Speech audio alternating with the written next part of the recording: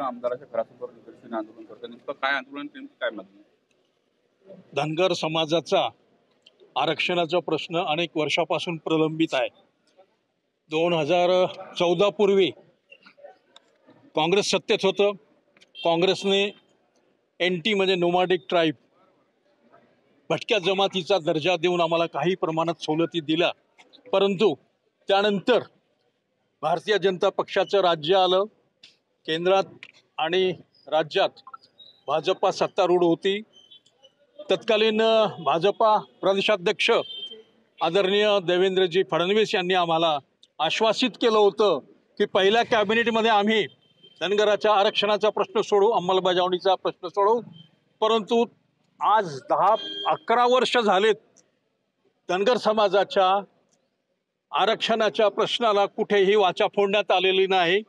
आणि म्हणून आज अमरावती जिल्ह्यातल्या सर्व आमदारांच्या घरासमोर धनगर समाजाने एल्गार केलेला आहे, घंटानाद केलेला आहे, ढोल वाजवलेला आहे, यासाठी की जे वचन, जे आश्वासन फडणवीस साहेबांनी दिलं होतं ते पूर्ण नाही केलं, ते विसरले. आणि म्हणून विसरले म्हणून त्यांना जो विसर पडला तो आमदाराच्या माध्यमातून त्यांच्या कानावर टाकायचा आहे. आत्ता इतक्यातच 2 सप्टेंबरला माननीय फडणवीस साहेबांनी मराठ्यांना आरक्षण दिलं. 2 सप्टेंबरला तसा GR काढला. आमची मागणी एकच आहे, धनगर हा जो शब्द आहे त्याची दुरुस्ती करावी, च्या ऐवजी र वाचावे अशी केंद्राला शिफारस करणे किंवा आपल्या अखत्यारीत असेल तर आपण तशी दुरुस्ती करणे. कारण 2 सप्टेंबरला काढलेल्या GRने मराठा समाजाला आरक्षण दिलं.